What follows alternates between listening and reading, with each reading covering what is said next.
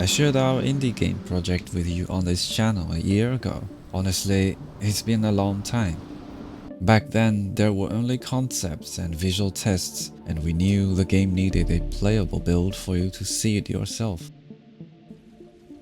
So we added combat, a working ship interior, interactable items, crafting, and a lot more features that are fundamental for our main underwater gameplay, yet also can be separated as a fun, polished game mode in a much smaller scope itself. Then we tailored a wave defense scenario from these systems. This is what we want to share with you today in this devlog, a playable build that you can try for yourself.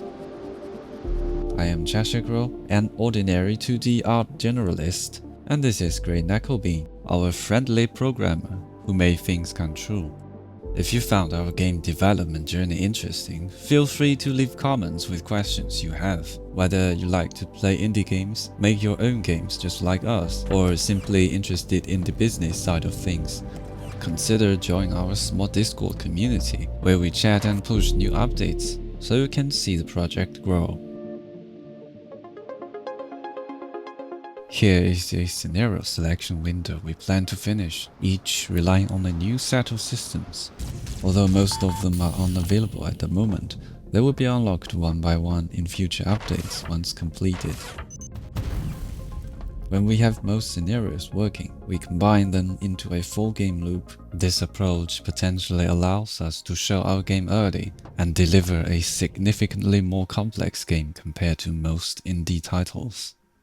System for primary power reserve depleted. 3 emergency power on. In the first scenario, you wake up from the cryopod, but as soon as you walk into the next room, something happens. The ship is under siege by local creatures. Your goal is to defend the core of the ship and survive for 10 waves. To do that, you can build tools to help you defend. All options have strengths and weaknesses. It is your freedom to try out each one of them and solve this crisis. If you are also a fan of survival genre like me, you know that usually this type of games circle around keeping the character fed and hydrated. In our game, ship battery power is the major survival element. The Ether ship has the technology to recharge itself, but in this scenario, the ship is submerged under the deep ocean and no solar energy is available here. To recharge, fill up an emergency biomass generator on floor E from time to time. A timer is on top of the screen alongside the ship's health to indicate how long it takes before a full blackout happens, as many structures will constantly drain power from the ship. If you stay in the blackout phase for too long without the ability to recharge from the ship, your character's battery will eventually run out, making tools unusable. Crafting in our game needs resources and power, sometimes special items as ingredients. We encourage players to take a closer look at what items are good for recycling and what are good for craft or research purposes later. You can recycle any item you don't want, and they turn into resources that can be used globally on the ship. In combination with our recycling system, it gives the best of both worlds. This should help to ease the pain of constantly organizing storage or completely lose the chance for players to learn special use cases for items. I want to talk more about this update because it has so many interesting systems that make the game unique, but to keep this devlog short, I won't spoil that and let you experience them yourself.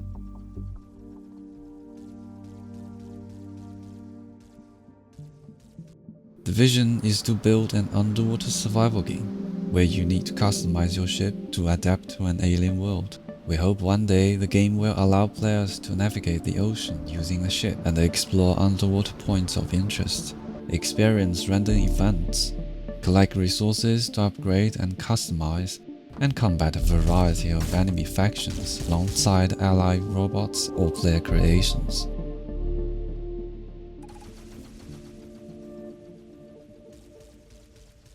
It's been too long that most of you have started to believe I am now the kind of thing that can only walk freely during Halloween, which is only partially true, but you know, making a game is hard, and this one is even harder. Support us by sending memes to our Discord channel, so we don't run out of them to finish this game before it's too late.